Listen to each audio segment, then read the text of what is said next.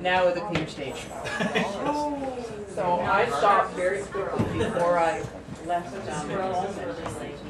Before I bring our next reader to the stage, I'm going to tell a little story because Tobin came to Burning Effigy in a manner in which I've never had an author come to Burning Effigy before. Tobin actually hired me as a freelance editor several years back to work on his novel, to prep it for sale. And we got about halfway through the process when I sort of realized, why am I freelance editing this? I think I want to publish this. So we sort of rolled everything back and we came at it from a completely different angle. Because Tobin was an unpublished author before, and nobody knew him.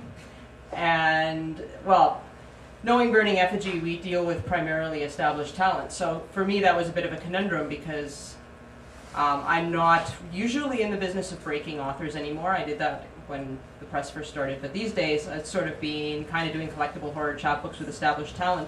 So I was like, well, how can we get around this? And my solution was I encouraged Tobin to write a story that took place in the same world as his novel, but that would serve as both an introduction to the world of his novel and an introduction to himself as a writer, and something that we could just sort of put out there a year ahead of the novel and kind of go, hey, look at this great new talent that you should be reading that's doing some really amazing cutting-edge horror stuff.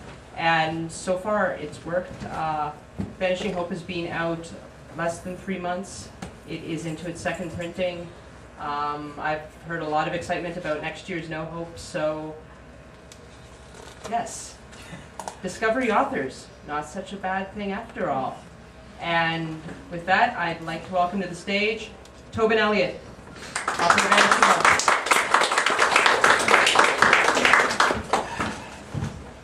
Whoa, it's bright up here. Okay, well, thank you, everyone. A couple of things I want to do before I actually start. I also want to congratulate Jeff and Ian, too, because they're both awesome. And Jeff, just on doing this up here on memory, yeah, not going to happen in this case, I'll tell you that right now. I also want to thank Colin McKnight, too, at Dreadful Tales. He wrote probably the best review I've ever seen of any story, and it happened to be about me, so that was even cooler. I also want to thank Monica and Burning Effigy Press as well, and also all of you guys as well. For the reading of the work, for supporting me, and the other authors as well. Wouldn't be here tonight without you, so thank you all for showing up. Okay, so let me talk a little bit about this as well, a little bit of a setup to what I'm going to read. Talia, who is the main character of the book on the cover there, actually, creepy fact first of all, the woman on this cover actually reached out to me through Facebook a few weeks ago, and her name is almost Talia, it's Natalie. It's like just you're switching around one letter and it's damn near there. She lives in Novosibirsk, Russia, but she is Talia. Anyways, so Talia's become quite familiar with her powers, which come from this book, the book with a capital B. At this point where I'm reading, she's become very familiar with the powers. She's done a little bit of messing around, a little bit of killing up to now. She's also developed kind of a nasty habit of collecting teeth from her victims. In the scene that I'm going to read, she's been forced to live with her next door neighbors. Her mother's been kind of taken away.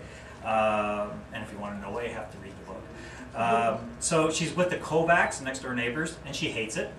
And she's looking for a way to get back at Mrs. Kovacs. So this is where it starts, and for those of you playing along in the home game, it starts around the top of page 39, but I've got my very large old man type here so I can read it a little bit easier. So, with that, when Krabby Kovacs sent her to bed at 8:30 on a Friday night, Talia decided she'd had enough. This was it. This is the end of the line. While the old bitch was preoccupied, Talia went to work. Normally her fat dog would leave that fat bitch's side. Wouldn't leave that fat bitch's side. This is mostly because she was dropping little snacks or scraps of food. No wonder its ass was as big as a double-wide trailer. So it followed that her life, he followed her like her life depended on it. Yeah, well, not tonight, Talia thought. Tonight, Benji's life was in Talia's hands. Talia sat on her bed and reached out with her mind until she found the blissfully simple thoughts of the dog. As usual, it sat by the Kovacs as she watched TV. Benji dozed, snoring slightly. She caught a glimpse in its mind of the cat, Mr. Whiskers. The thing was dreaming of the cat. How cute, how adorable. She squashed the dream, roused the dog, and brought him upstairs. He wasn't happy about it, and he fought her. But she had control now. Control enough that she could not only get the fat fuck up the stairs, but do it quietly enough that the Kovacs wouldn't even notice. Benji eventually rounded the corner and stepped into her room. The dog looked at her warily, and for a second, Talia experienced a weird doubling of her seeing the dog as the dog saw her. The dog radiated reluctance and dislike for her. Not that she gave a shit. She felt the same way about it. She ordered it up on the bed. It slowly walked over and made an effort to get its front paws up, but beyond that, it seemed completely incapable of hauling its ass onto the bed. And it didn't want to. It still carried puppy memories of the beatings that it endured when it jumped on any of the furniture, with the sole exception of Esther's side of the bed. And even she was too lazy to pick him up, so she got Alberto to do it for her. Talia reached out, stilled the thing's mental rebellion, and then pushed again, from inside her head. The dog rose from the floor, and she felt its fear and confusion. She wrapped an enclosure of comfort around its mind and slowed its heartbeat. Wouldn't do to have the damn thing panic now and ruin her plans. Then Benji was on the bed. It stood, shaking, waiting for the beating. She reached out and stroked the dog's head. No beating. No beating.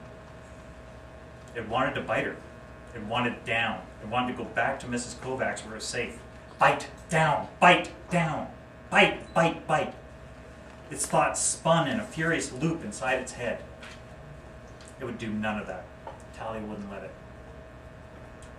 She opened the dog's mouth, which wasn't hard.